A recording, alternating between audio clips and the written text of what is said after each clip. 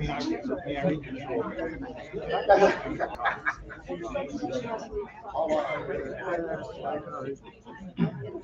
don't want people reading that.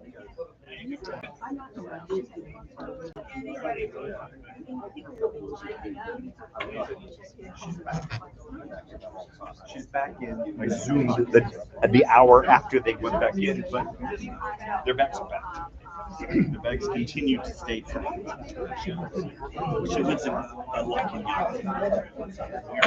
Yeah, Lucky out of Flint Ridge is right next to us. We're also very close to Altitude. So they're both. You have work every day. Or how you just eat real. Plus everything. Talking about the schedule. Thank you. We have other concerns right now. Taking my word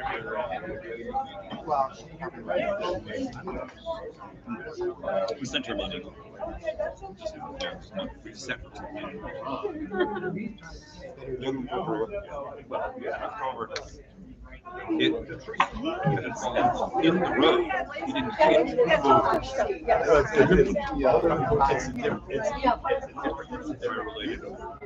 You have to go funding.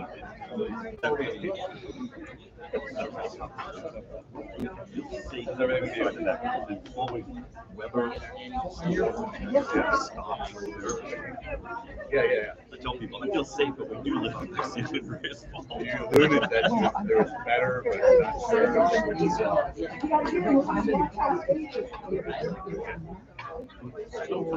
It's a nuclear.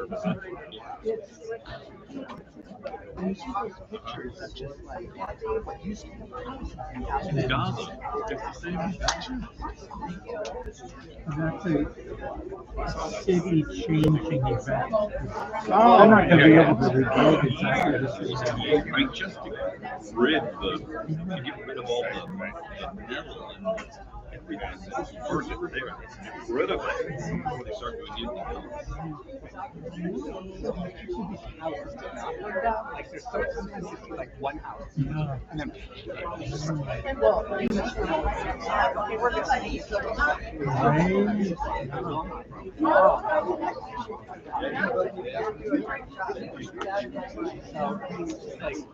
Yeah, my house was.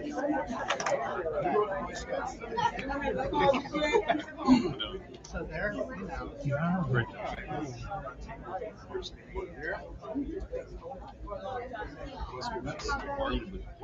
Heaven.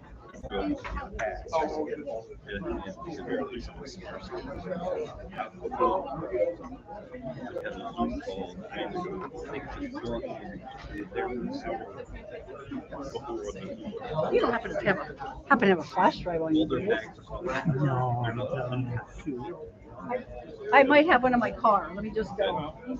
Ready. Well, I get to sit next to you? All right. Colonies unite. Colonies unite. Yes. Are the territory. Trump will probably want to buy us. From here. Or trade you.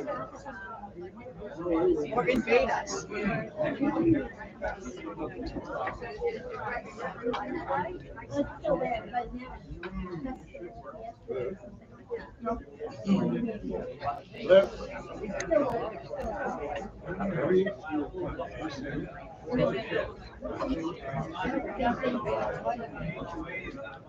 Taylor.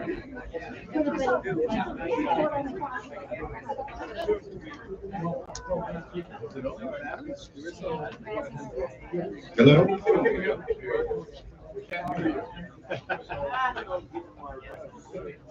You're all over my agenda tonight, mister. You are. All of you people. How are you? Good to see you.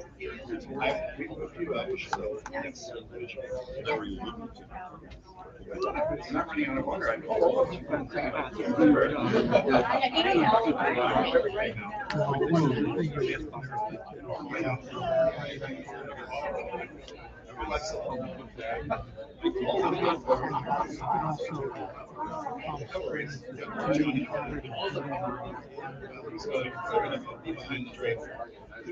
Hello, everyone. Happy New Year. Again, we'll call the meeting to order, please. For the minutes, 4:31. All right, welcome back. I'm sorry. Ignore what's behind the drape here. All right, please check in with Slido. That's that funny code on the screen. That's how we keep track of who you are and that you're here. Appreciate that. Once again, the agenda is rearranged before my very eyes. And so we are moving the fire department and emergency management reports up to merge with the desert water item under called order. So we're going to have one big Uber report then. Can't wait. And appreciate everybody coming who's representing that report. We're moving the agenda around. So with that, can I get an approval of this agenda? Thanks, Carlene. Second? Second. All right. All in favor? Yes, thank you. Pardon me. Choking on my agenda. All right. Minutes of the December meeting. Can we get a motion to approve them? Thank you, Carlene. Second? Everybody? All right. It's like an auction here. Sold. Minutes are sold. All right. Who is new? Who has not been here before? Yes, sir. What neighborhood? I'm actually Acting Lieutenant Kyle Stern. I'm with the police department. Little incognito today. I just wanted to stop in and kind of see how things work in this overall meeting. But I'll be the acting lieutenant who's overseeing the Southern District. So you can expect to see me at your local meetings. I know we're getting geared up for the busy season, but I just wanted to stop in and say hi, introduce myself. If I have not met everyone, some people I have. But I'm very excited to be here. Yeah, Great. Yay! Thank you for being here. yeah. All right. Carly? I met with him. He's really good. He listens and he's concerned. I had an issue and woke up the next day and wanted to hear this. Well, that's why it's Palm Springs. We get things done. Anyone else who's new? No neighborhoods representing? Okay, good. Thank you for coming back. Getting over a cold, so forgive my voice.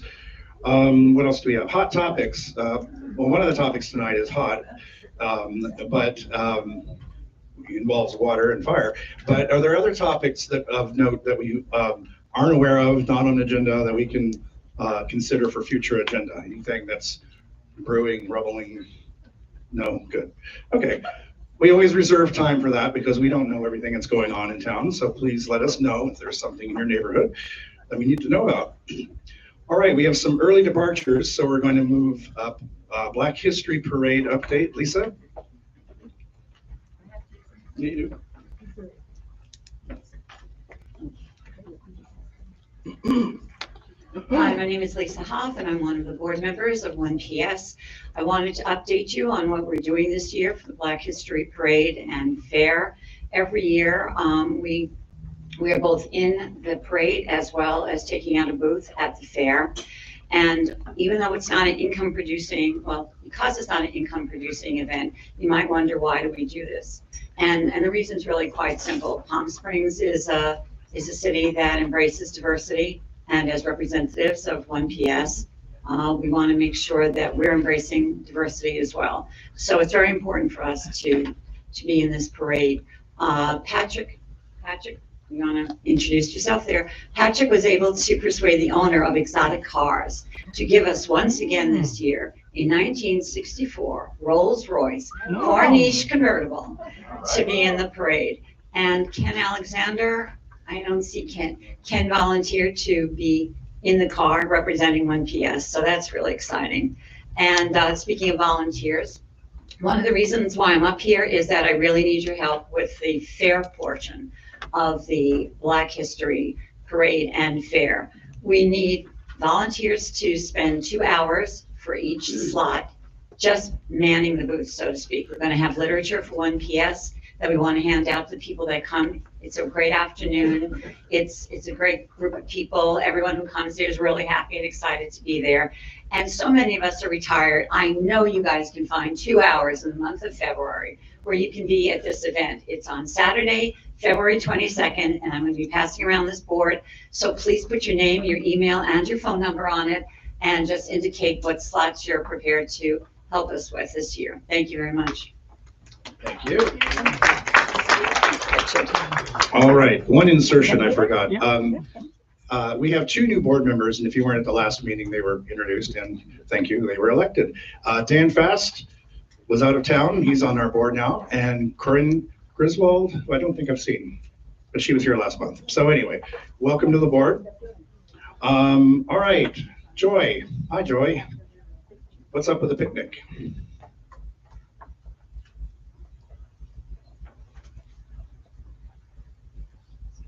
Okay, on our way to another picnic. So that's some exciting and happy news, which I love to be able to bring is good news, right? So Saturday, March 22nd, we are still looking for donations for the dog show, dog contest that we're going to be having. So if anybody is available to donate anything like that, Denise can handle that here at City Hall, and some other locations she can let you know about. We also are looking at 2 new food vendors to join us in addition to the Sandwich Spot and Loco Charlie's. Yeah, that was it. That's when I forget all the time. So we are also looking at 2 local Palm Springs businesses to join us for that. That's going to be super fun. How many of you have never been to the picnic? Well, I am very pleased to look around and see that so many hands didn't go up, although you might have been fearful that I would shame you. But anyways, we're so happy to just have all of you there. Take the time to love up your city and the city departments, city businesses, your neighbors, meet your neighbors, and just join us for a really good time. I'm pretty sure I didn't forget anything, but there is a chance I did. Hi, Ron. By the way, I would just like to say, Ron is an excellent city council member. And and mayor, right? All of it. A lot of hard work. And honestly, you're doing a great job for all of us. Thank you very much.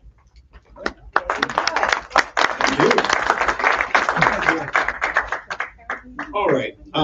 So in light of what's going on the coast with the fires, we wanted an update on water in the desert. We've had reports before, but it seems rather timely now.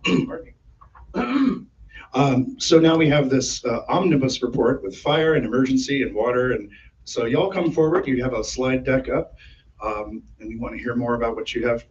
Where's Victoria? There you are. Okay. Yeah, you're on.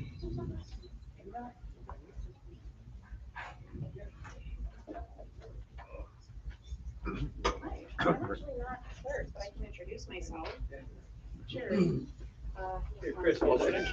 Victoria, let me introduce you.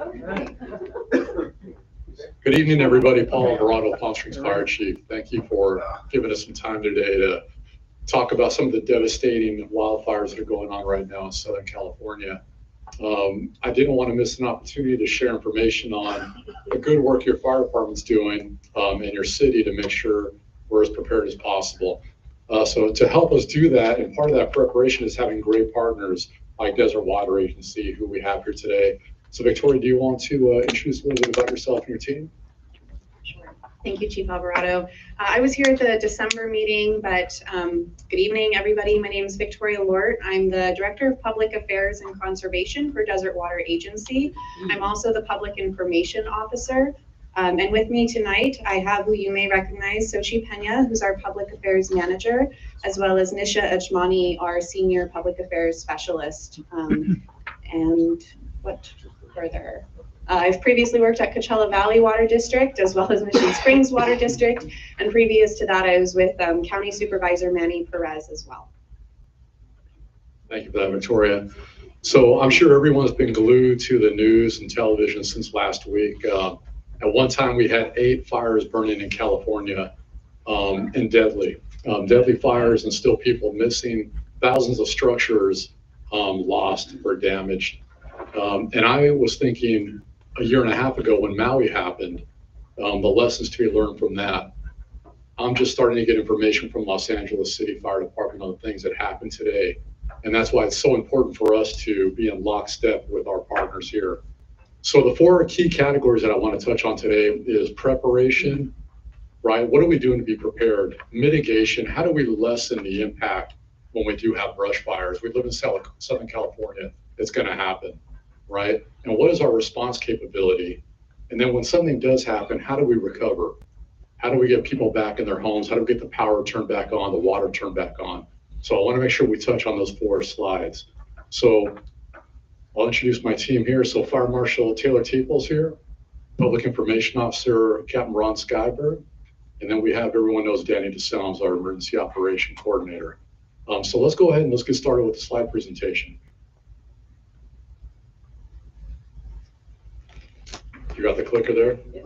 Okay, so the first thing we're going to touch on is what are we doing to prevent fires and to mitigate the effects when we do have them. I'm going to turn them over to our fire marshal and talk about some of the good work we've been doing here. And I'll tell you, this team right here, this group, when I first became the fire chief here, one of my first meetings, I had someone here in the group who goes, hey, we live in Little Tuscany. What are you going to do about all that brush growing by my house?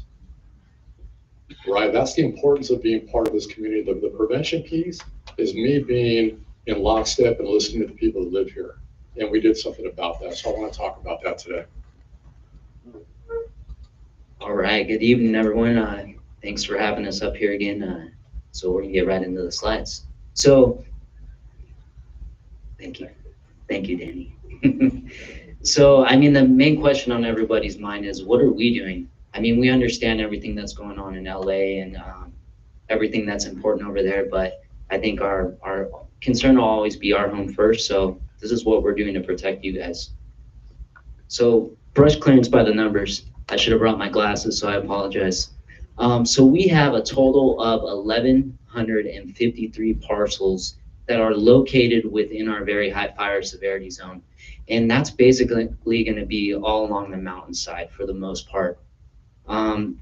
So of those 1,153 lots, 1,109 of those are residential lots.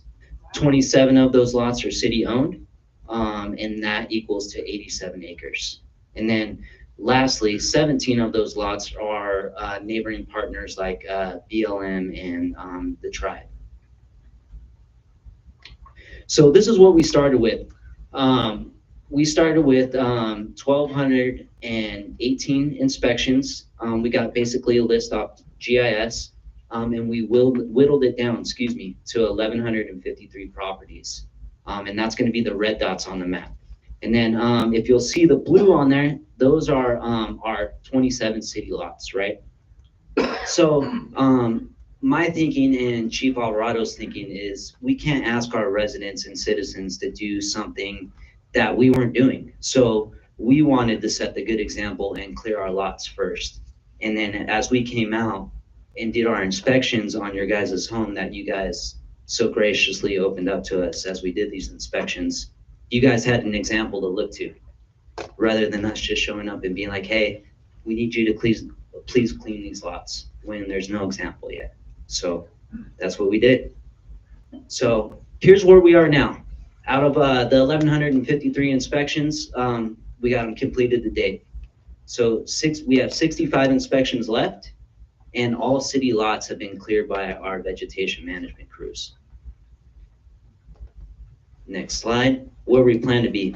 So obviously our goal is to always be at 100% every year and year round. So that's all 1,153 parcels cleared and creating defensible space for our firefighters. And then lastly, I just wanted to include 5 tips for you guys to do for your homes that are in the very high fire area, and even some homes that are not. This is basically just to harden your home in case of a wildfire. So first one, cut and clear all dead vegetation within 200 feet of your home. So that's on your property only. So we don't want you trespassing on anyone else's property, of course. Otherwise, yeah, but we'll leave it at that.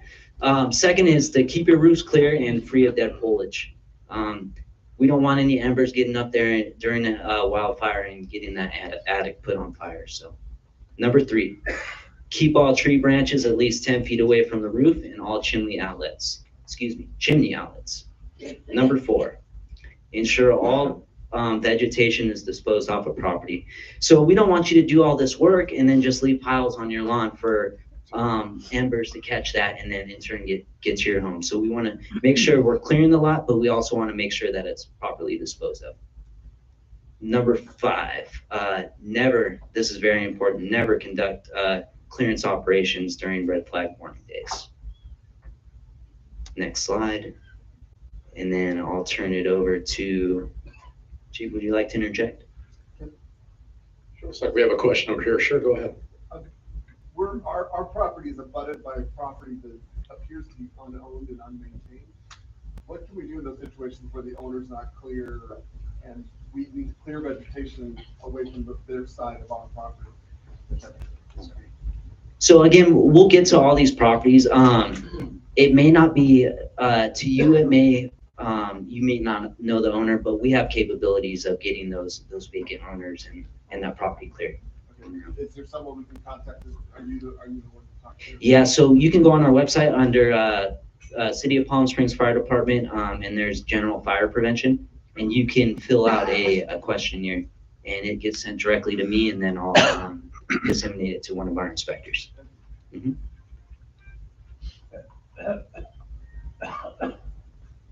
Russ, you got a question over there. Russ? How do we know when we receive the inspection from the city on our property surrounding?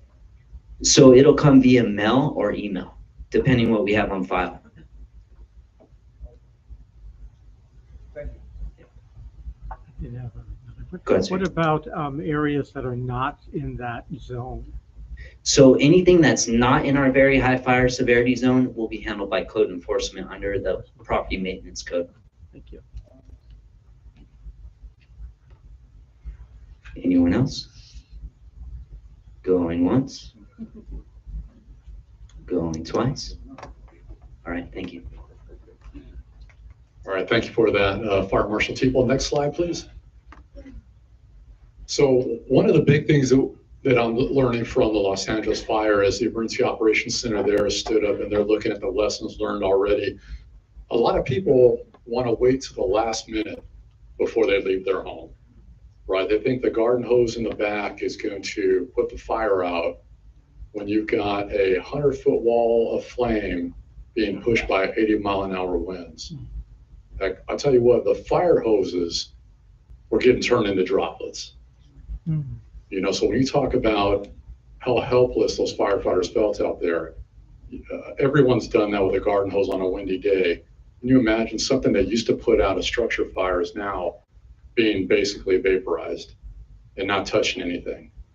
So just know, when we ask you, when it's ready, set, go, ready means your stuff is in a bag. You've got your go bag ready. When you get the notification that we send out, and we'll talk about that right now, if you've got pets, large animals, the first warning is time for you to go because it's going to take you longer, right? But when it's mandatory, everybody goes. Because the last thing that we want to worry about is people coming down the street when we're going in. And I think everyone probably saw the abandoned vehicles and the Palisades fire, because everyone thinks today, well, I could drive down my street. Well, imagine you can't see now because there's smoke and embers and you've got emergency vehicles and people and animals running. You're going to leave your car or you may get killed staying in your car. So it's so important. Your life is not worth the property. Get out, and we're going to talk about, I'm going to turn this over to Emergency Manager Danny DeSelms to talk about those notification levels. All right, thanks, Chief. So most people in this room have heard me talk about Everbridge ad nauseum, right? It's a critical piece of information. You have to opt into the system for us to notify you. It works. We have, as you can see, we have over 50,000 subscribers. That includes residents and visitors. If you're not subscribed to that, the city can't notify you. That's something above the city's abilities. That's a county thing to do forced notifications like Amber Alerts. So to get a notification for an evacuation, sign up for Everbridge. We can walk through that process every month and I'll just be happy. Another option is reverse 911. That only works if you have a landline. How many of us still have landlines? Okay, so those of us that don't have a landline, you can get reverse 911 if you have a cell phone or voice over IP. There are a lot of hurdles that you have to go through. It's not just automatic, like if your name is in the white pages, reverse 911 works. So you have to work through your cell phone carrier or your cable company if you have voice over IP. So it's better to have both than none. Our last way to notify you is going to be, trusty old-fashioned guys and gals out in cars with bullhorns telling you it's time to go. And if Chief will humor me, when you get told to go, go. Take the belongings that you have, your go bag that you hear me talk about. Chris also asked me if I could put together some information on critical documents, right? These are things that, I don't talk about often. Birth certificates, marriage licenses, passports. I'm sure most of you have them in a safe. Chris, if you will, could you hold up the safe? Sure. Thank you, Chris. Wow. So I emptied it. I emptied it this morning. So if it's bigger than that, you're not going to take it when it's time to go. So the best thing to do is have pictures of all of your critical documents on your cell phone, a flash drive. For those of you that know how to put things in the cloud, I don't. Put it in the cloud. Most places, while you're not going to open a new account with a picture, but it'll make it faster for you to get those documents recovered. That's all I've got. Any questions for me? Sir? I heard somebody on the radio in LA talking about going through your house, opening up all your cabinets, and just taking a video or picture of everything that's in your house. And if possible, wearing any jewelry that's, or clothes that are valuable. So there's, even if you can't necessarily say, I've got 12 plates, there's a picture of them somewhere. Yeah, so that's exactly like Lori said. That's for insurance purposes, but it's a great thing to get in the habit of doing. I was in the military for a little bit, and anytime I moved, we took pictures of everything. Things happen to get broken when you move. So it's a good habit to be in, especially for if you lose everything and you're trying to claim, I've got a Rembrandt. No, you don't. I do. But yeah, so take pictures and videos of everything. A little bit tricky with jewelry. Any other questions? Yes, ma'am. So with Katrina, people have problems with FEMA and others helping them because they did not have documents. So that's another reason for, I always say flash drive, because I don't have to worry, that tucks right in. Yes. So if you have to deal with FEMA for individual assistance, they're going to ask for some of your documentation, whether it's your deed, your mortgage, and if you don't have any of that, it's going to make it harder for those of the people that need individual assistance, which is federal funding for recovery.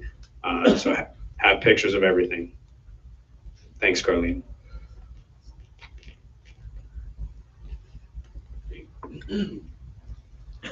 Great job, Danny. Thank you on that.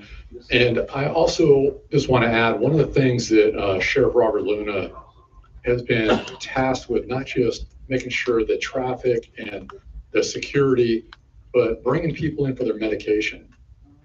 A lot of people, you run out of your house and people need medication, whether, whatever medical history, take your medication with you. Because they're having to drive people in, and now people are using it as an excuse. They want to go see their house. And the sheriff goes, at this point, I can't do it. So think about that too. A lot of things to think about, but we really just need to keep reemphasizing these things. And, today's just a great opportunity to bring it to everyone's attention. Next slide, please. Victoria, this is what you've been waiting for here. So again, part of that preparation for us is having great relationships with all the stakeholders here in the Valley. So Desert Water Agency being one of the most important ones for me. Very hard for a firefighter to do his job without good, adequate water and water pressure. So DWA does a great job providing that for us. So I'll turn this over to you, Victoria, to provide us some information. Sure. And I know Captain Skyberg, this is also your slide, but just by way of background as well. So Desert Water Agency, it is not a city department. It is its own separate public agency. And so I just want to clarify that because I know there could be some confusion at times when you're trying to get a hold of Desert Water Agency for any specific reason and contacting the city or contacting fire. I also want to emphasize in terms of collaboration and communications, as we mentioned earlier, I know that we have a robust program as well for all of our reservoir and well sites for any overgrown brush, things of that nature. The fire department does reach out to us and ask us to make sure that we are clearing those sites, specifically out in Palm Springs North, related with all the Tahquitz related that area. So I don't want to steal Captain Skyberg's thunder, so I'll let him talk about ways that we're collaborating. But we're going to be available for questions after the presentation, and we can talk more about water supply, water reservoirs, and things that happen in an emergency and how Desert Water Agency is prepared to handle that. Thank you, Chief and Victoria. Good evening, everybody. Thank you for your continued support, and we are here to ensure that you guys are safe at all times.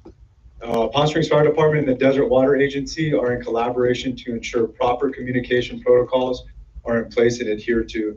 So currently we're building a basic plan. It's already been built, but we're narrowing it down more to ensure that if something were to happen right now, a major emergency, we're able to collaborate with each other and be on the same page for that incident.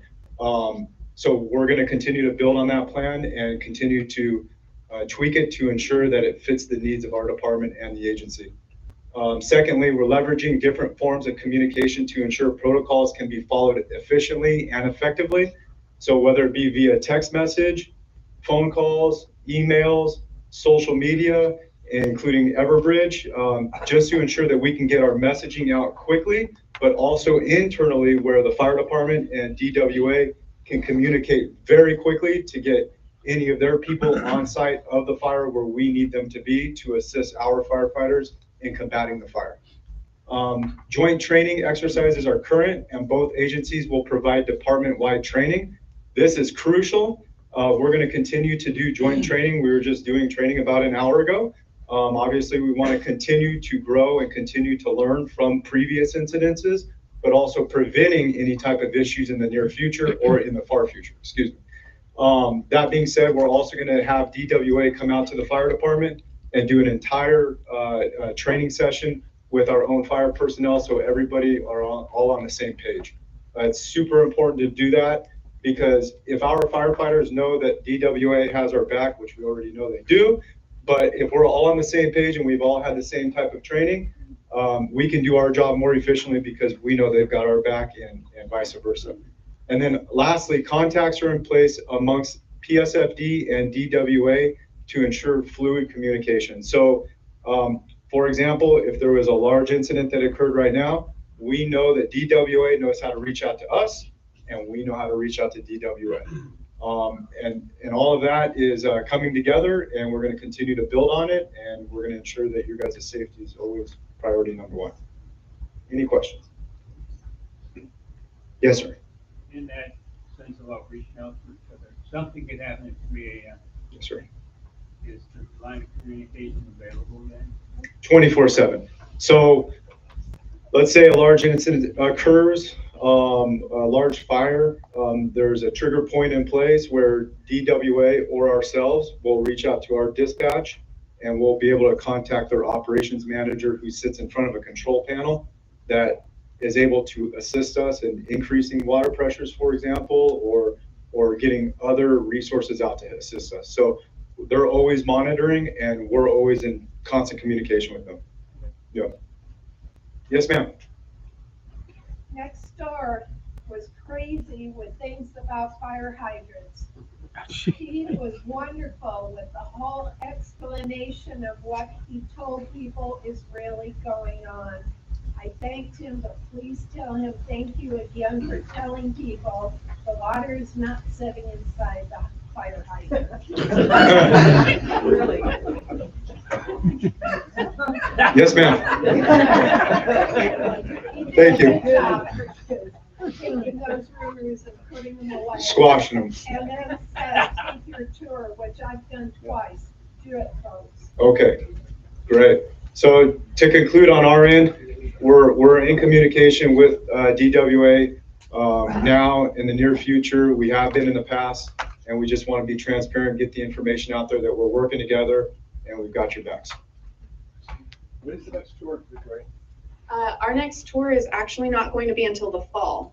So we've reformed kind of how we're doing our tours. So we're only doing one annual tour. It's going to be a little bit of a larger tour, which would combine some of the elements that we normally would have during our spring tour into our fall tour. And I think we talked about that, just, we're a small but mighty staff, and in order to do some of our other outreach components as well and be able to go into some of our communities and speak more to HOAs and that one-on-one interaction, we decided to pass on the spring tour this year. Are there any other questions? Not to throw myself on, but. Person, I don't know who it's to, but the fire hydrants, do you clean them often or make sure they work, or who does that, or who's the part? How often does that go on?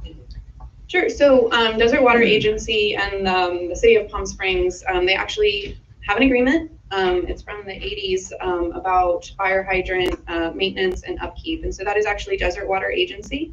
And we have a regular maintenance program. Actually, right now we're going through, because some of the bolts were actually coming off of the hydrant once, if someone was hitting a hydrant.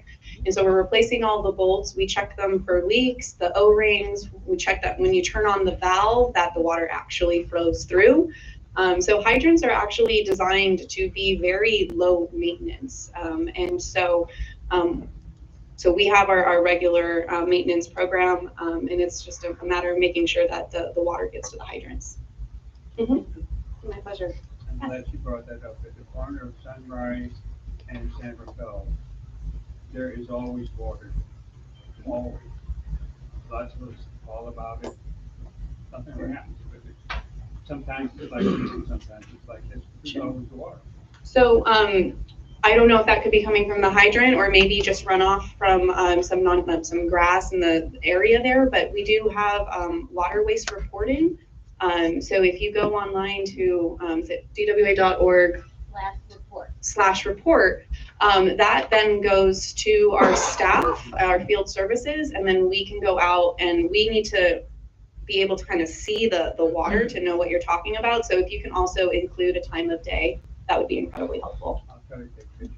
Yeah, there's also a room for attachments. Thank you.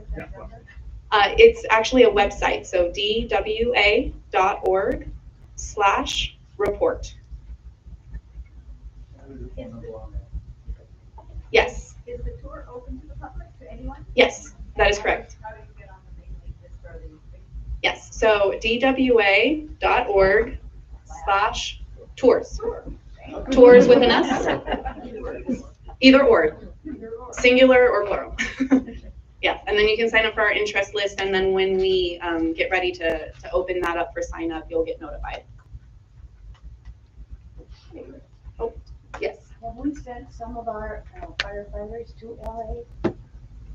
Palm Springs has not. We have one fire engine available right now if they call, but they have so many resources in Los Angeles right now from other countries, Northern California. And what's important is you have a tactical reserve. Red flag warning right now is pretty much all of Southern California. So we don't want to draw down our neighborhood and Riverside County and then not have the resources when something happens here. So important we always keep a tactical reserve. And in fact, today, part of that preparation is me being in contact with Riverside County fire chiefs, and we pool our resources together. So I have a fire engine sitting in a Palm Springs fire station only for brush fires. It's additional staffing. The Office of Emergency Services is going to reimburse the city of Palm Springs for that, but it's sitting there ready to go. So we're not on a call and I hear they need help and we're trying to get things ready, they're ready to go. So that preparation part is critical on the way we respond. And I gotta say the website thing is, I like the way you guys do that, Ron. We need to do that, tours, reports. Everything the same except the last word. But I'll touch on having Desert Water Agency do that hydrant maintenance. I came from a couple of departments where the fire department did it. And, you know, we're good on turning them on. But you know what? When we turn it off and it's still leaking, it needs paint, the bolts are loose. Guess what we do? We write it down on a piece of paper. And then after about a week of doing hydrant maintenance, where's that piece of paper? It's wet, so-and-so's got it. So I'm so grateful that we have a program where Desert Water Agency, people that actually do the repairs on site, is doing the maintenance. So a great program. All right, I think we're ready. Are we at the last slide? Next question. I want to open it up to any questions that anyone here has. I just want to kind of just spend a little bit of time touching on the things that I felt were important to let really our community here know that we're on top of it. We take these threats seriously. Preventing and mitigating, minimizing the impact to my community is really important to me. Making sure we have good communication with everyone that's going to respond. So let's open up to some questions here in the room. You do have one fire that only serves just for brush fires in Riverside County? That's right. For the county, for Riverside County. So all the departments are pulling resources they have available right now. So us, Cathedral City, Riverside, Murrieta, Corona, these are the fire agencies that we touch, that we all network together, as far as Idlewild as well.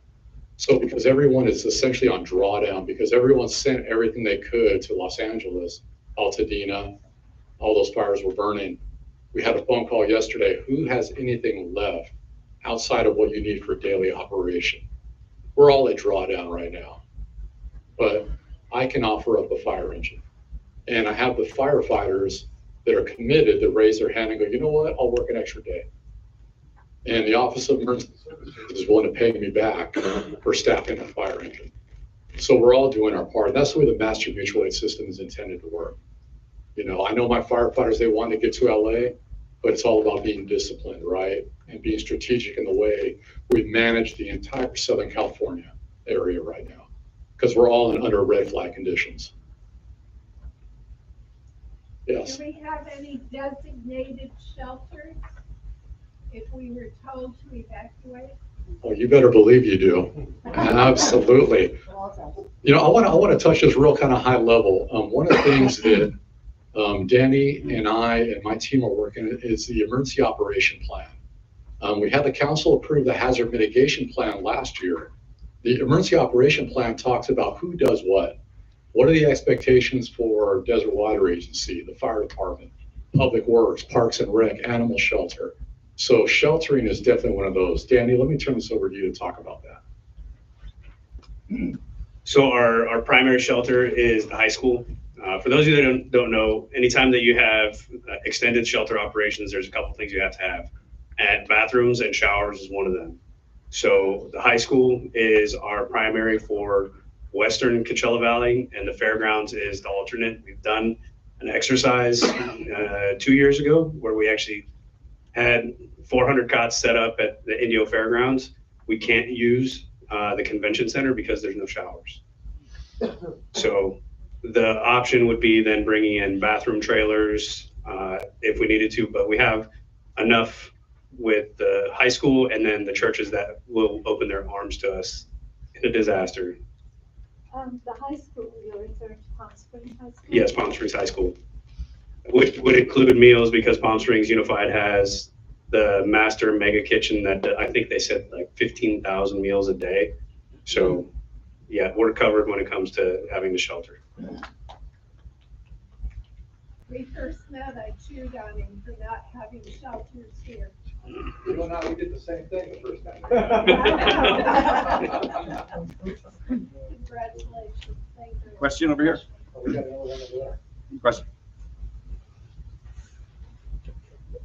I don't know about my home area. I live in a gated condo community. I've never really paid attention or noticed, does my community have a hydrant? I honestly couldn't say. I know that, you know, you guys sometimes have to go inside of gated communities, but what if there are no fire hydrants in there?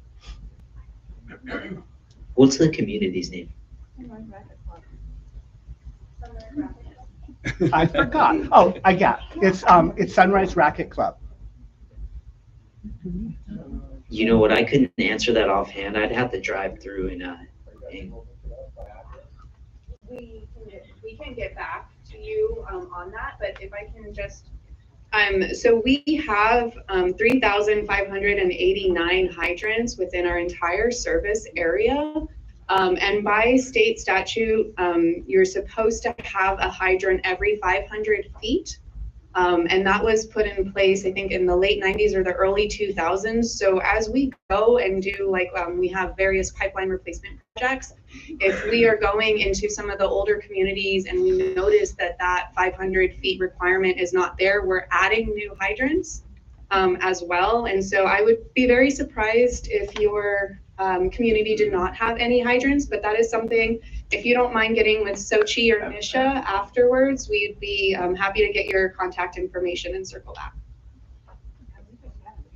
Thank you. Thank you so much. Yeah, Tom. Hi. I was just wondering, it seemed that eucalyptus trees and pine trees were crazy flammable. Do they have any incentive, financial incentive to help us to take them out if they take them? We do not currently have a program for tree removal. We only have the grass and or turf removal. But I do want to say this because we did get a question from a community member earlier this week that talked about, we've removed all of this grass and now we've put in desert friendly landscaping and drought tolerant plants. So does that mean it's more flammable? The answer to that would be it's no, as long as you are also upkeeping your desert friendly landscape, they also hold on to water. And if anything, grass that's not watered or that can be a little bit dead or brown can also create like fire fog, like can be more flammable. So the main thing is upkeeping your yard and your plants. So whether you have grass and or desert friendly landscape, that really shouldn't make a difference as long as you're watering it and upkeeping. But I don't know what to say about the trees there. Or Yeah, Russ Busey from Sonora Sunrise. You've done an extraordinary good job of making your presentation. It's almost too complex for us to understand everything. You did a very good job. My question is, in spite of the fact that we're in the red zone, can we reasonably say to our HOAs that we're reasonably safe here right now? Absolutely, 100%. Again, the preparation begins far before the emergency, right? When we're out there and our inspectors are going to your properties and educating you on how to maintain your yard and the 200-foot clearance because we need firefighters to be able to come in and save your home, that work is done way before the emergency is, right? Making sure everyone here is part of the Evergreen system so we can notify you in the event of you have to get out of your home and evacuate. All that work is done way before. And let me just say this, not just because my boss and the mayor is sitting back there, but you've got elected officials that care about public safety here. And what makes it so nice to be the fire chief in a community like this, right, is I have people that are engaged, that are out there telling me what needs to be done. And I've got people that are spending the money. They just bought me a brand new fire engine on the 9th last week.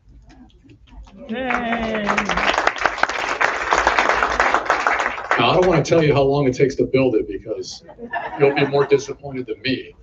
But it's my job to make sure that we're planning ahead, right? We're assessing our needs. We're assessing the needs for where we live and what our current and future hazards are. So not just equipment, but staffing, right? I'm hiring starting February for more firefighters, make sure we're fully staffed, right? And that gives me that ability for surge capacity when I do have a major incident that I could staff more vehicles, whether it's a flood or fire or whatever it may be. So you've got a great team here, and I'm proud of the team that I have because we're always forward thinking. So to answer your question, absolutely, you're safe.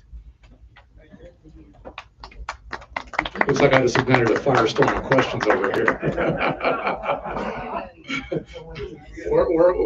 Oh, gray sweatshirt in the back by the coffee. Save me a cup first, but go ahead. Some of the mobile home parks, there's 10 mobile home parks, some of them don't have fire hydrants. In my park, y'all have brought in tankers. Is the tanker, are they distributed around the city? Well, some comment about that. Well, I think you wouldn't care which water tender pulled up as long as there's water, right? And so I'll tell you. But I just wanted to make that point. Yes. So not just with providing water from the reservoirs in the normal system, the pipe system, but in an emergency, we bring a water tender out to our brush fires. And in working with our partners here, well, tell them about it. I will. We also have 3 water tenders that are actually 2,000 gallons capacity in size. So that's why we run the tender. Well, to compare, right, a fire engine that you see driving around has typically a 500 to 750 gallon tank. So when you talk about 2,000 gallons, that gives me the opportunity to refill my tank or 4 fire engines, either way you look at it. Typical house fire, one of those fire engines, the water on that's going to put it out. A lot of the other work goes into tearing ceilings down and making sure everyone's out of the home. But typically 500 gallons will put out most bedroom fires. So that kind of puts it into context. Now brush fire, a whole different animal. But I do want to talk about what LA was facing when you talk about fuels. I'm not sure if everyone's familiar with Palisades and the Altadena, the San Gabriel Mountains. Some of that area hasn't burned in 100 years. You're talking about thick grown trees, heavy brush. What we have here is we have some light flashing fuels around our area, which is still dangerous, right? It runs faster than you could drive your car, especially when we get a Santa Ana wind blowing or it's our prevailing wind. Still dangerous, but 2 different things that we're looking at, right? So that's why when we assess our threat, we make sure that our capacity can handle that. Oh, Rick, okay, all right, you guys let me know who's next. Okay, Rick. Rick, you know all this stuff. You know, Rick, does everyone know here that Rick received Volunteer of the Year award just recently from the Coachella Valley?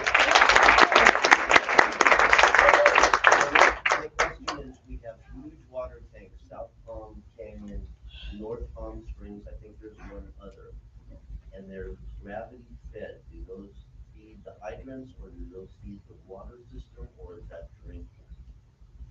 I can answer some of that, but that's why I brought the expert today. Thank you for the question. So our reservoirs have 3 different types of water in them, right? I mean, it's the same water, but we have fire flow that's reserved just for fire protection. We then have emergency flow, which is another amount that's just for outside of fire incidents. And then we have our daily demand operational drinking water flow. So all of your reservoirs have these 3 types. It's required by law. And so we do have, so to get the water to the hydrants, yes, it is gravity fed from the reservoirs. That's correct. Yes, the big tanks. And then there are a few areas within our system in the more hilly spots. So our Palisades Reservoir, Chino Hills, and I believe there's one more area where, since that's in the mountains, we have booster stations that would then boost the water up to the reservoir, and then that flows down via gravity. Maybe one more question. Okay, who's red hat? Last question of the night. The average test system sounds important. Could someone please talk about what it is, how it works, and how we can use it? Critically important. I tell you what, if you only go away with one, well, I'm gonna say 2 things. I'm gonna take notes. Be a part of the Everbridge system, right? And I'm gonna turn this over to Danny. That's the way you're gonna get notified. And the other one is when you get that warning on the Everbridge, pack your bag and go. Right, Danny, provide some more information on that. I will try to be brief. So Everbridge is the city's mass notification system. There's a ton of different options out there. The city's chosen Everbridge for a bunch of functionality reasons, but to the end user, it's how we're going to notify you whether there's a fire and you need to evacuate, there's a flood and you need to prepare somehow, or even in our windy season that the roads are closed. So the city provides a ton of different types of notifications. Like I said before, it is an opt-in system. So I've gone in and I've set up a few boxes that you cannot uncheck, which is notifications from the police department or the fire department for actual emergencies. But you can also opt in for other information for like streets department, parks and rec, the library has notifications that they can push out. All of those you can choose whether you want to get that information or not. But I encourage you, if you're even a part-time resident, sign up for the notifications. They do work. I will make sure that Denise gets that information out again on Engage Palm Springs. I'll make sure that Captain Skyberg puts that on the fire department page. How do you sign up? There's a link on the city's webpage. There's step-by-step instructions under emergency management, and we'll get that link out. So currently, Desert Water Agency is undergoing a few technological upgrades. So for those of you who are Desert Water Agency customers, we will have a billing platform, a customer portal billing platform going live in March. And so we really encourage you to also sign up for that.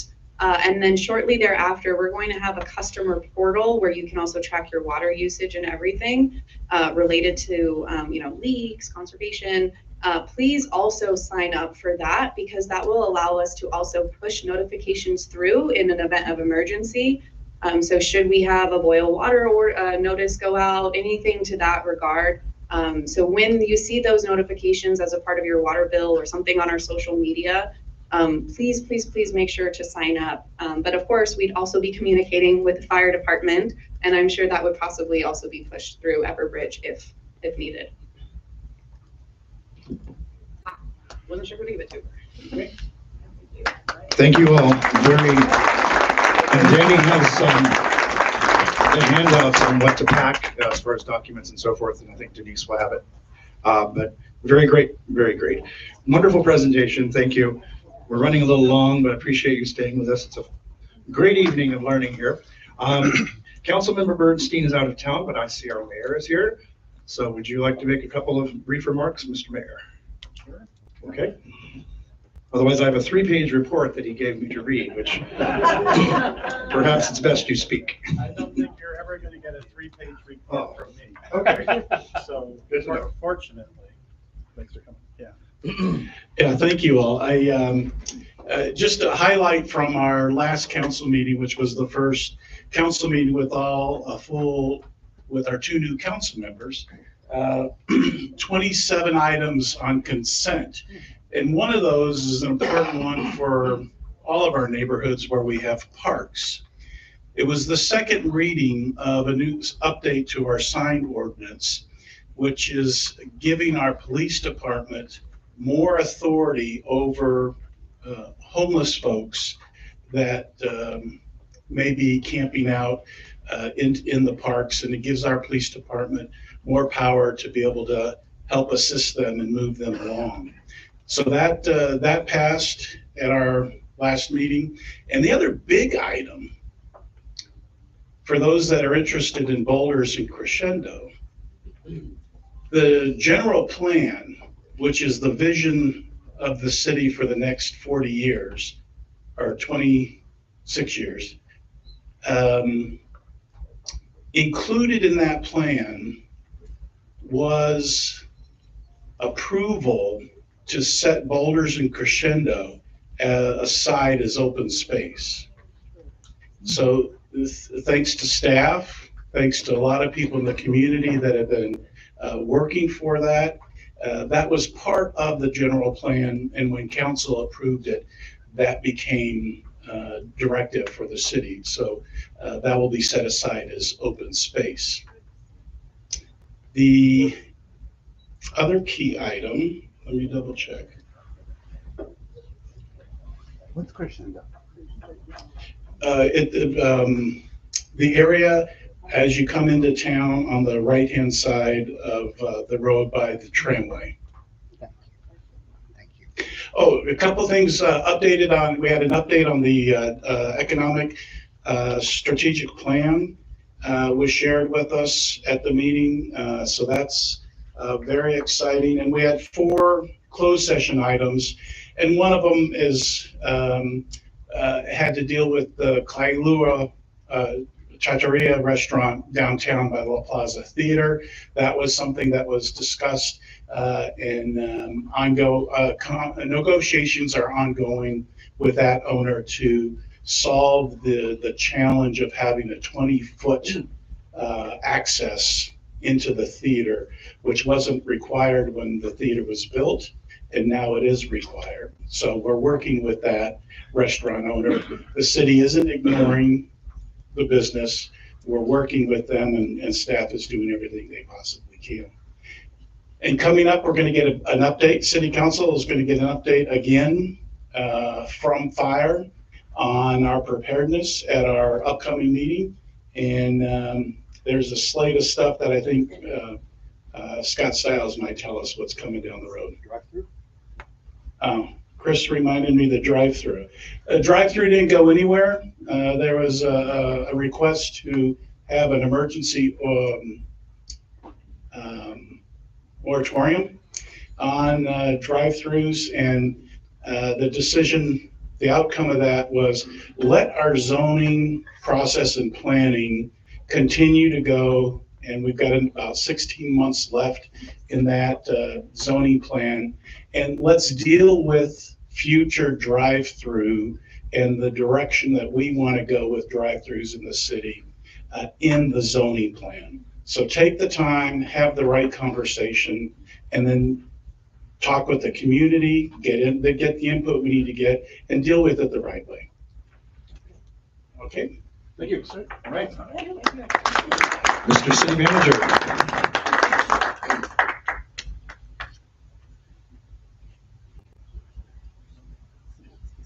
For your 3-page report. Yeah. No, neither I nor the mayor will go over a 3-page report. Just to reiterate a couple really key things, as the mayor just indicated, we're all obviously, and it's not just the fire department, and they're doing great work, but the entire city, we're really trying to think about what everybody in Los Angeles is going through, and we have such a strong connection to the community. We have so many people that live there full-time, part-time, used to live there. So we are going to do a version of this presentation to our council at the next meeting. One of the things I'm going to be asking of 1PS is when they get their presentation, maybe an abbreviated version. You probably got a little more today than what they might be presenting, but I want to take that segment of what they present. We'll put it on our website. I'd love to give it to 1PS. I have you disseminate it out to all the neighborhood presidents. They can send it out to all of their neighborhood. We just want to get all this information out, and all of you are here every month, but not everybody gets this. So we'll try and do that when we go through there. There's a lot of things. If you've gone to our city website, it's not just fire department. If you go to our city website, you'll see a dedicated section in there on what you can do to help people out. And so if you go there, you'll see there's ways to donate things and other information to get out, because we've had a lot of input from people who said, how can I help? What can I do? As you can imagine. So it's really commendable in our community, and we want to continue to push that forward. You heard the chief talk about mutual aid, DWA. We want to cover all of that sort of stuff. So I'm really happy with all the work that our fire department did for that whole last year. You heard us here before where they were doing all that brush clearance around the eastern and southern edges of our city. So now it's paying off because it's giving us a little more assurance that we're ahead of the game. So it's really great work that they've been doing. Just a couple of the very quick things. Homelessness is always an issue that I pay a lot of attention to, and we all do. The county is going to be doing their, I think they do it every 2 years now, their biennial point in time count, trying to determine with all the cities in Riverside County on how many homeless people we have. So we do that. And coming up, we're going to be doing our point in time count in Palm Springs on Wednesday, January 22nd. So it's coming up. They will get started at 5:30 in the morning. He's still looking for volunteers. If you'd like to volunteer, volunteers will assemble at the pavilion, Denise, and we'll get assignments, and we'll be going out on teams. We'll be trying to count and identify how many unhoused individuals that we have here in our community. So if you'd like to, I think Denise will send out you have to register to participate as a volunteer to help with the count.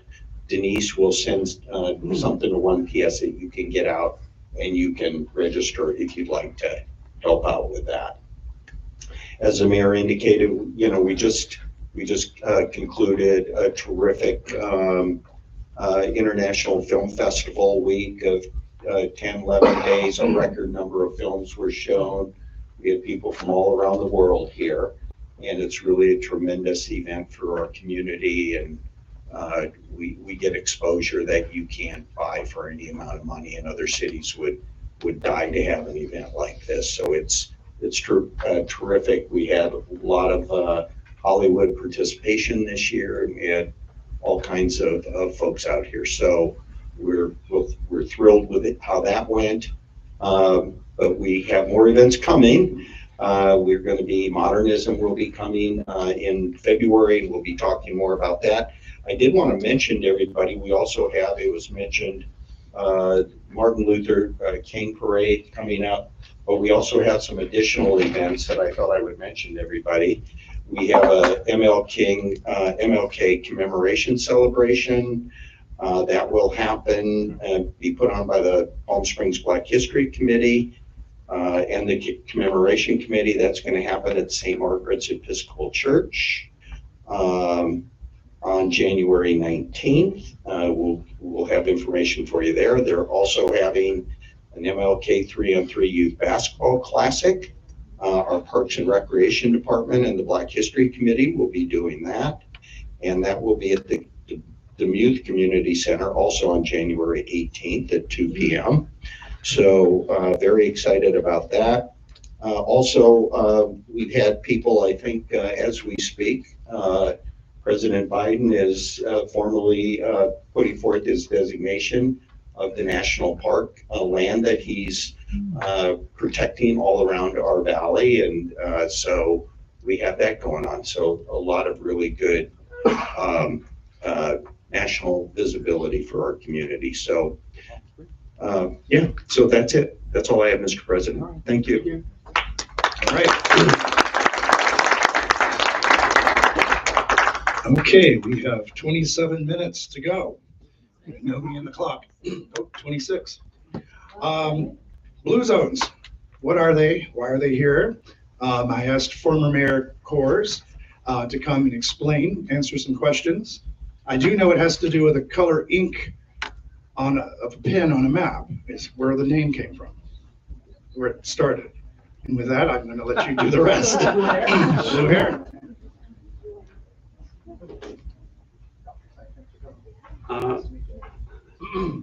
Thank you, Chair Chris. I also have Dr. Sang with me, who really helped make this happen in Riverside County. So she's the Deputy Public Health Officer for the City of Riverside Public Health Department, and has been involved in this for over 2 years to move this project forward. So I want to touch a little bit on just sort of the history of Blue Zones, but also that led to the creation of the Blue Zones organization. And this goes back now into the late 1990s with the original research, and a little bit about the projects that have happened in other places and those results, and have Dr. Sang sort of share why county public health decided that they really wanted to do Blue Zones projects in Riverside County. And just so folks know, this is a public-private partnership in 5 cities in Riverside County: Palm Springs, Coachella, Riverside, Banning, and a smaller project to get started in Mead Valley. And it was supported unanimously by the County Board of Supervisors, by the City of Palm Springs, and thank you, Mayor DeHart, for your support of this effort.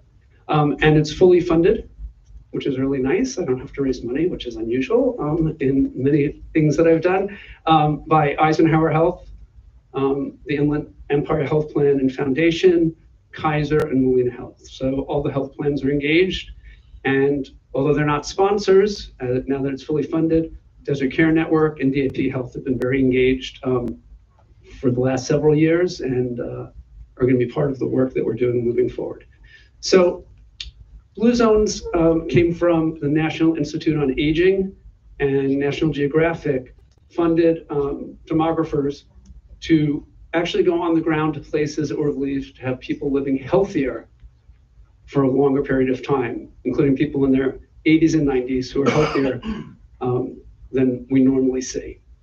And as a result, there were 5 places that identified doing that demographic research, and other demographers went on after they found them to really look at that research, looking at birth certificates, baptism records, various things. And one of the things that they came away with, and National Geographic did a cover story on, was the commonalities in these places.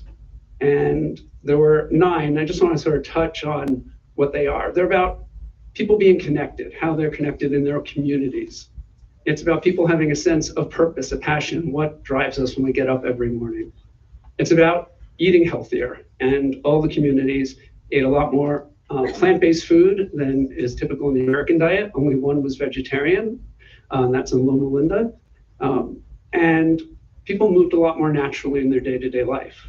Now, of course, if you live in the hills of Sardinia and you're a sheep farmer, you're moving, and that makes you healthier. And so out of that research, an organization was created by one of the demographers, and that's the Blue Zones organization. And they wanted to look at, we can't replicate what's happening in these places. There's a lot of, reasons we're seeing for this, because it's sort of a habit there, right? You grew up with that. It's how your family is, your connectedness with your family, multi-generations living together, which we have some of, but nowhere near what we see in those other places. No access to processed and ultra-processed foods. They were eating whole foods. So there are a lot of things that are not going to happen in a typical place in the United States. But what can you do on a community-wide level to get people to move more naturally, to get people to eat healthier, to help build connections among people and community? And that's what the organization wanted to look at. And so with funding from AARP, they did the first project in 2009 in Albert Lea, Minnesota, and another one starting in 2010, very close to us in the Beach Cities, with the Beach Cities Healthcare District, which is Manhattan, Redondo, and Hermosa Beach. And I want to share just a little bit, and I want to make sure I get the right numbers, some of the results from the Beach Cities and the results from many of the 70 places Blue Zones has worked, from cities much smaller than we are in Minnesota, to Fort Worth and El Paso in Texas, and currently in Jacksonville, Florida, and several places in California, Upper Napa Valley, Petaluma, and now the first time they're working with 5 cities at once in Riverside County. But just in the Beach Cities, and this is done, the Gallup does a well-being index every year, and they do surveys to determine the health and well-being in cities throughout the country. And in these projects, there'll be a much deeper survey. So we'll do oversampling to make sure we really reach a lot of people in our community to look at the current situation, and then that gets measured every year. But in the Beach Cities, there's a decrease of 25% drop in overweight and obesity, a 68% drop in childhood overweight and obesity in the Redondo Beach elementary schools, a 36% drop in smoking, and a 10% drop in daily stress. And there are lots of other cities with other examples, and some cities have better results than others. But that's sort of the idea behind the project. And we'll have 4 staff people on the ground here in Palm Springs, and after Dr. Sang talks about her research and the county's research and why they did it and why the health organizations are investing the amount of money they are into this work, is really to elevate these types of concepts here in the city, to work on policy, right? I mean, one of the areas, and we had policy experts here, national, who spent a week meeting with stakeholders, and I think Chris spent at least 3.5 or 4 hours with them. The mayor was in for 2.5 hours. I think every member of council met with them. And we met with all kinds of nonprofits, the LGBT Center, who's a partner, Mizell, who's a partner, the Boys and Girls Club, who's now a partner, to really understand the situation and the challenges, and to look at opportunities in areas including built environment, alcohol and tobacco policy, and food systems. And we know we have issues in all of those, right? Our streets could be a lot safer. We don't do well when it comes to safety for biking and walking and accidents.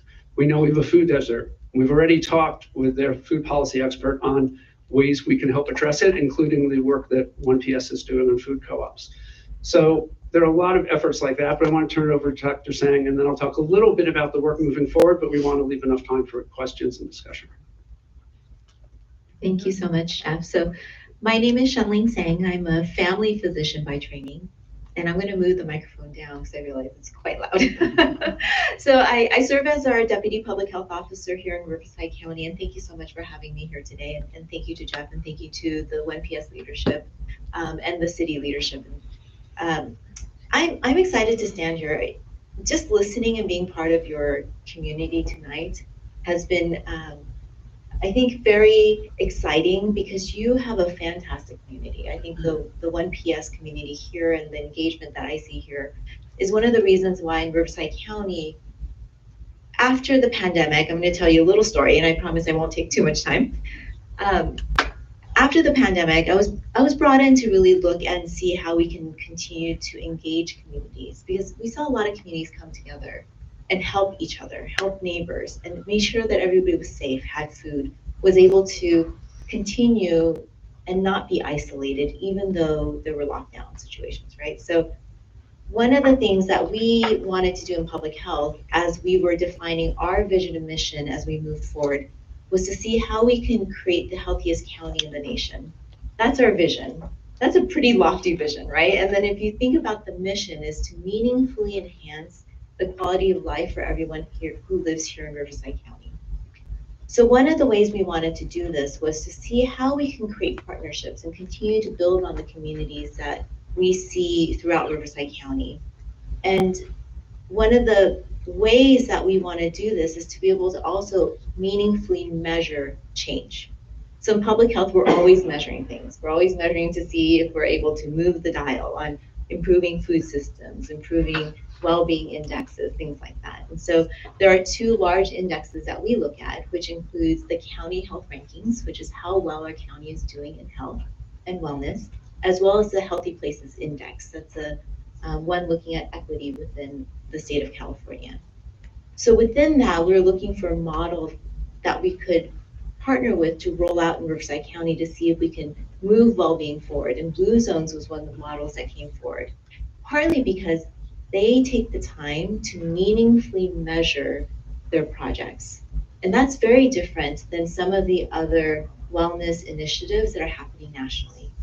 Our neighbors in San Diego is doing something called Live Well San Diego. I sat in many sessions to listen in and understand what are they doing. They have a lot of great projects and similarities to what we're doing, looking at food systems, schools, how are we doing with communities and what's in the community, sidewalks, are we exercising, tobacco, alcohol policies.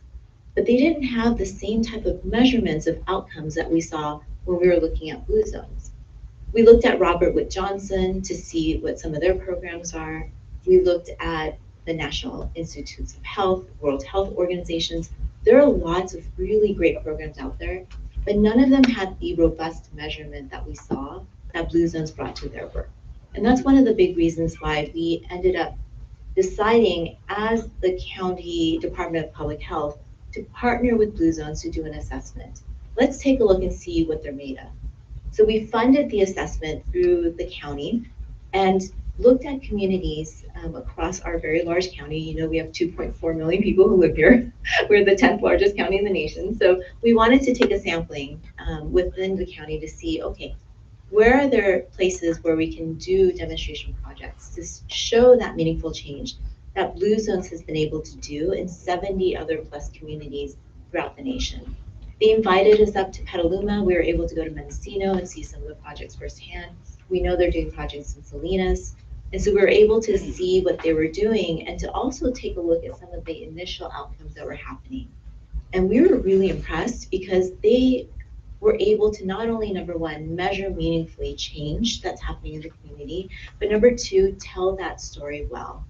And so we thought that was very powerful for us in Riverside County if we're wanting to meet our vision and our mission.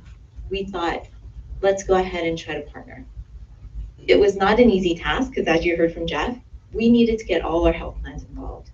And so that took 2 years to get Kaiser, IHP, Molina, Eisenhower Health, and the county to throw in. Those health plans are normally competitors. We got them to sit at a table and talk to us about how we can improve community health because they are all invested in improving the health of their members and their constituents. So after 2 years of conversation and lots of, I would say, bravery in moving forward with this, we came together and these health plans have now put in so that Jeff has a fully funded program to be able to work with the city of Palm Springs to see how we can make meaningful wellness changes here in this city. So I just wanted to share a little bit of that story because I think it's an amazing story of health plans who have come together in here in Riverside County to really do good for our communities. And we're so grateful to be able to stand here today to share that, a little bit of the story with you. One thing, I know we're near time, but I wanted to talk a little bit about some of the baseline measurements we did here in Riverside County and here in the city of Palm Springs, just so you have an idea of where we're starting from. And again, you know, this is a baseline from the Gallup Wellbeing Index. It's not from Blue Zones, it's not from Riverside County, although we do measure as well. Here from the Gallup Wellbeing Index, they were showing that 1 in 2 do not exercise at appropriate levels here in Palm Springs. 4 in 5 were struggling with overweight or obesity. And 2 in 3 do not eat sufficient fruits and vegetables. And we heard a little bit about the food deserts. And 3 in 5 do not have a good perception of their health.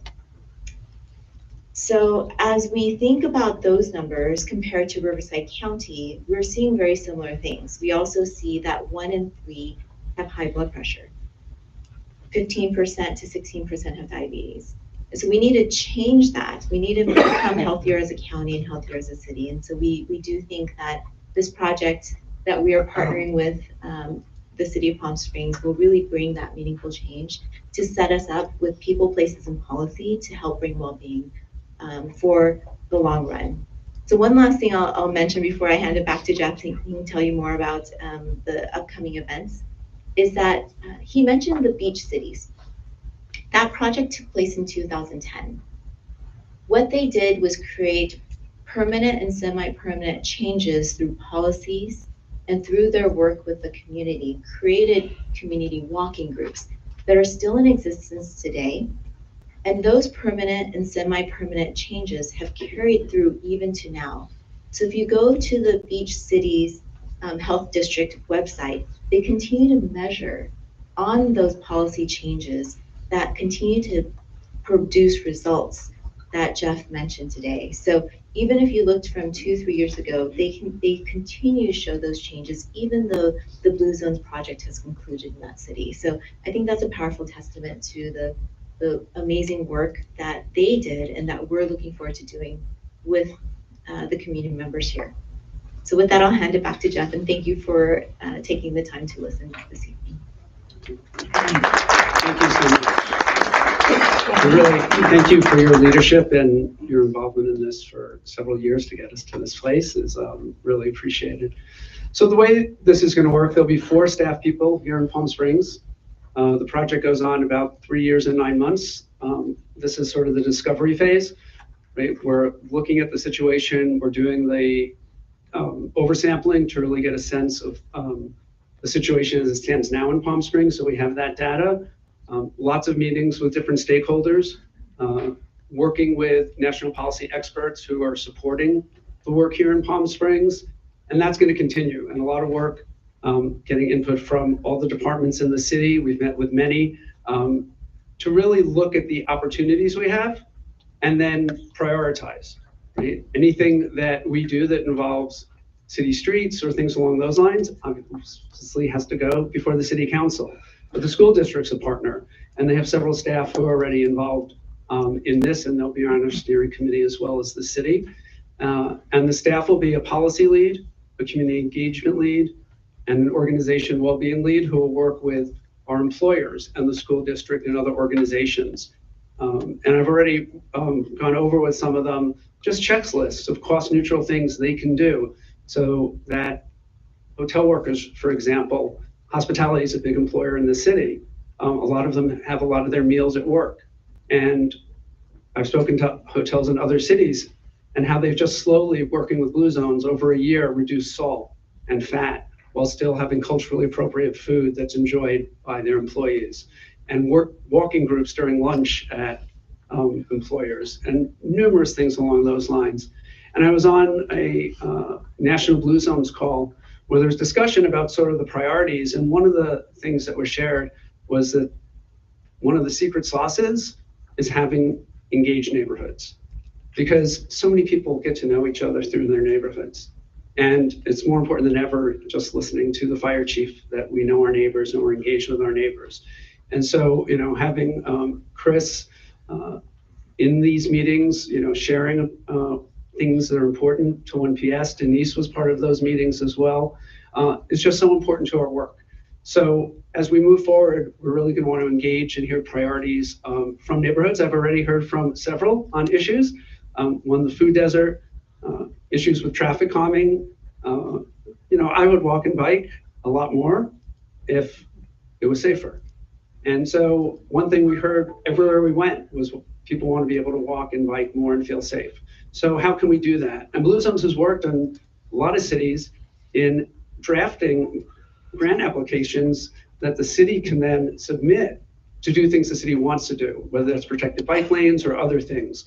Because obviously things like that will cost. And that's another thing we will be here to support. And it's really to elevate, and I think you used the word when I was interviewing, you know, amplify so many great things that are happening in Palm Springs. But the ultimate goal is to make the healthy choice an easy and affordable choice. And that's not always the case. So the more we can do to help make that happen is exactly what we want to do. And I know we still have a few minutes, Chris, for some questions, if anyone has any. Yeah, please. Two quick questions. One, is the tribe any part of this? And two, do you commercially interface with businesses that want to put in drive-throughs and packages? First, there was tribal representation in the assessment, and during our meetings in early December, we did meet with the tribe. So we're hoping that they'll be involved as well. We met with their development services person, because obviously we're Checkerboard City and we want to make sure we're including them in it. We don't partner with fast food drive-throughs.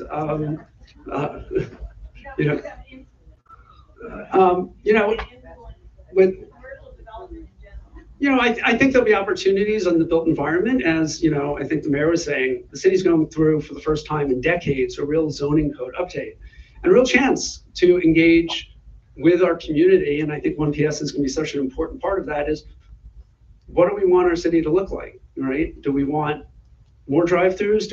Where do we want them, right? What's walkability? These are all things that we get to do as a city, and I as a resident, that, you know, Blue Zones can share practices from other cities and what's worked and what hasn't, and be there to give that advice and be part of that process. But we do work with restaurants, right? There's a whole checklist to be a Blue Zone approved restaurant.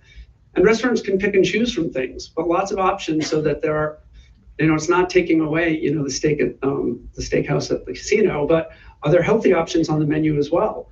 And what sells well in other places? So people have options, right? And sometimes, especially people who are not primarily meat eaters, don't go with friends to a steakhouse. But if there are options that were there, that could be good for business. So it's really meant to be a partnership in that kind of way. I know you're having an event tomorrow night at myself. Are you gonna have any more? Yeah, so there will be, tomorrow, every neighborhood was invited to have one rep at the meeting at Mizell tomorrow. But there will be a lot more meetings. I mean, we're sort of in like month 3 of sort of the discovery phase. But we are having someone video that, so we will share it out. And if 1PS can send that out as well, so people can watch that. But there will be a lot of stakeholder opportunities in this period. But once the work launches, probably in May or June, sort of the next 3 years, given I was given access to the Blue Zones Eventbrite for the California projects to manage RSVPs for events. I mean, there's it seems like an event a day in Petaluma, right? There's opportunities, there are yoga workshops, there's hiking groups, there's beginner hiking groups, there are pickleball groups, Chief. Just pickleball groups, which I'm sure the chief will be part of. But all different ways, right, to build community, keep people moving. There are purpose workshops, helping people connect. And one of the great things that I've been reading and talking to some of the other places is because there are so many nonprofits. We have great nonprofits in our city. So many are already signed up to partner with this project and will be part of the steering committee on this. It's really a great way to get them to work together, and not just on this, right? I was on the board of Mizell and the Boys and Girls Club. We didn't do very much together, but we're right next door to each other. And now Boys and Girls Club has opened the swimming pool before the kids are there for seniors at Mizell to do pool exercise.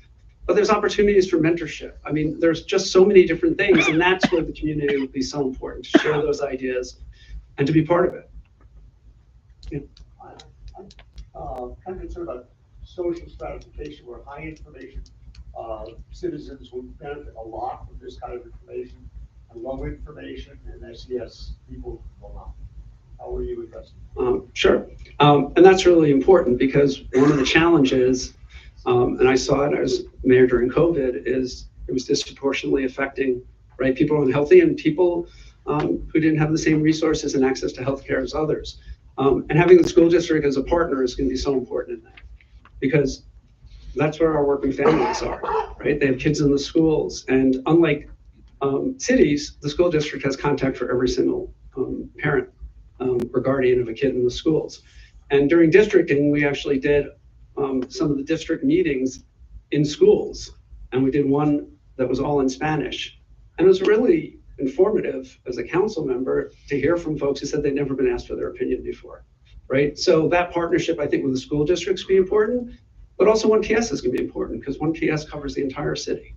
And so that's gonna be key. And of course, the city's gonna work to make sure on so many levels is that's really been up. We have actually a communications department now, which is great. And I want to thank the council and Scott for making that happen.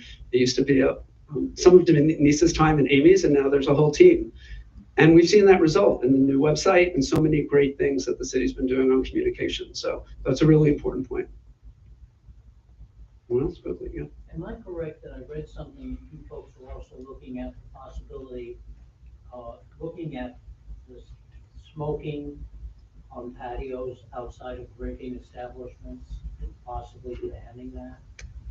Well, we're not looking at anything right now, but it came up when, right, Sustainability Commission, and I think the Human Rights Commission several years ago passed a smoke-free policy for Palm Springs that didn't go through council.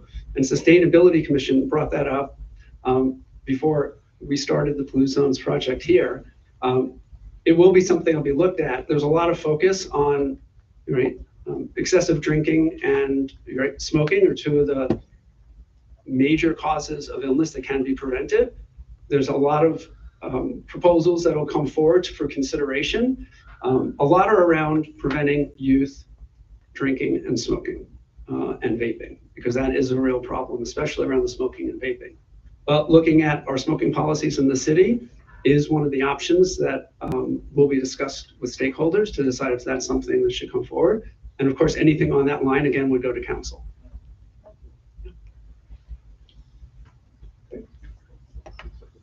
Okay, well, thank you all. Really look forward to working with 1PS, and Chris, appreciate your work on this as well. Thanks. Thank you, Dr. Singh. All right, extra innings, not much further to go. Lieutenant Areza or Chief, have any police remarks?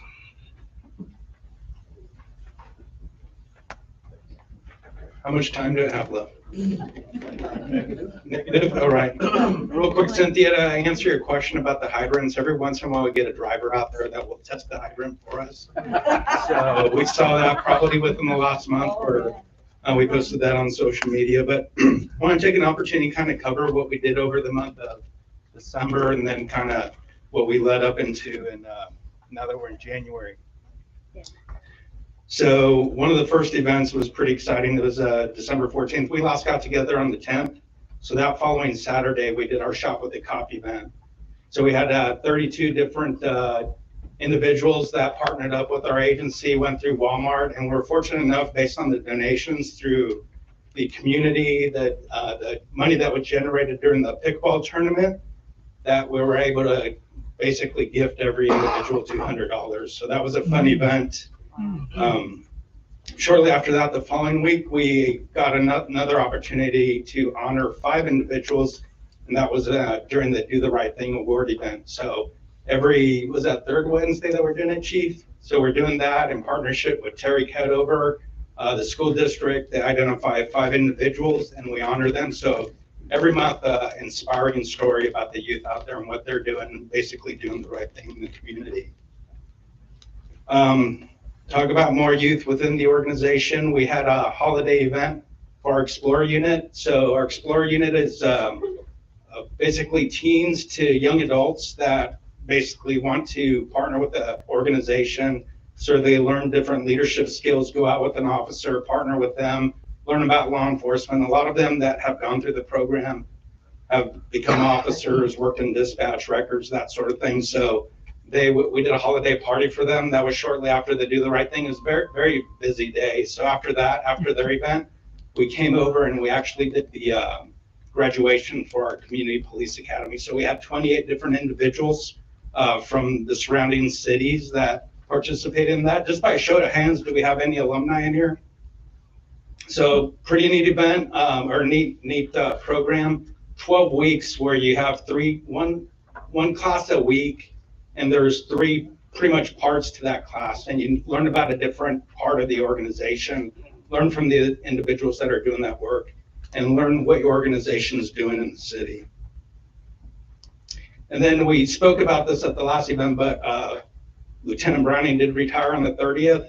And then shortly after that, everybody met Sergeant Stern. He's the acting lieutenant for the Southern District. So as he said earlier, I know there was a couple people that took him up on that offer or that request, but if you have something in the Southern area of command, that's anything south of Ramon, he's here to help you out. Carlene already mentioned that he was quick to get on an issue that they had in their community. So feel free to reach out, and he'll be here after this. If you want to, he can share a number with you to contact him. And then we talked about the film festival. So that was an organized event through our regional SWAT team, the Sheriff's Department. We had a lot of security. Granted, we came off the heels of what happened in New Orleans, what happened in Las Vegas. So there was some security concerns for this event, but we partnered with a lot of law enforcement. There was additional security there, like private security, and that event went off without a hitch. So success, but a lot of things what we do when we do these events is we do debriefs, and there's like different security concerns that we bring up to the promoters. That's on all events. So if something comes up, we look at how can we do it better. We make sure we share that information with the promoters so we can do it better next year. And then on the 2nd, this is actually before the film festival, our detectives did some really good follow-up investigative work on that shooting that we had in the downtown area on the 17th of October. So that was another incident where our SWAT team, our regional SWAT team, that's Indio, Cathedral City, and us. And just so everybody's aware of what we do these days, like when we send out a SWAT team, they're not kicking in doors, dropping flashbangs, that sort of thing. We basically follow protocol that's more safe, and we do a surrounding call out. So we have a negotiations team, identify everybody that's in the house, and we start communicating, get everybody to come out and surrender to us. So they're able to take the shooter into custody for that shooting in the downtown area. So a lot of good work by our investigators and the SWAT team. And lastly, January 5th, we did the assignment rotation. We're trying something new with the organization, so we're actually working off a team schedule now. So Monday through Wednesday, you're typically going to see the same officer in your area. We're trying something different, so it'd either be by week or even during the whole shift rotation. So we're trying to practice that motto of community-oriented policing so that they get out there, they get a feel for what's going on in the neighborhood. So if you have any concerns, you see something, please give us a call. We'll address it, but we're pretty much running the schedule until May. And that comes with my rotation as well to patrol. Kyle's going to be assisting, and then Lieutenant Larson, who's in investigations, is now on the patrol side. If you all met Lieutenant Hutchinson, he's working investigations. I'm sure everybody remembers Lieutenant Villegas. He's over working personnel and training right now. How can you forget? Yeah. So any questions? One, is Operation Rearview Mirror still in high operation? Yes, as a matter of fact, our traffic team was out on Monday, and one of the things with this new schedule we went to is we have an overlap on Wednesdays. So you got half the agency that's starting Sunday through Wednesday, and the other half works Wednesday through Saturday. So what Wednesday permits is for one half of the team to focus on patrol, the other half to focus on training, and what they did last week was actually went out and did enforcement. So there was a little lull because we were focused on the surge and addressing, we put personnel members that were on patrol to assist the impact team with the surge. So there were still people out there doing it, but not to the effect that we're doing it like 6 months ago. But yes, we're back out there, and the team was out there on Monday. The whole traffic team was out there. There was a couple of people that came in on overtime. But in the same respect, our teams are trying to address that on Wednesdays. And little by little, we'll be loosening up the reins. We'll put out some overtime out there. But for everybody in here, if you got specific issues in your neighborhood, because what we did identify was 15 intersections with basically consistent violations. But if something's going on in your neighborhood, let us know. We are getting those, and we're trying to address those as well. So even though the issue might not be within those 15 intersections, we could give it a little love, so to speak. All right, any other questions? All right, thank you all. Thank you. Sustainability. Are you in the house? Okay, we're sustainable. That's good. Disposal. Thanks, Liz. Good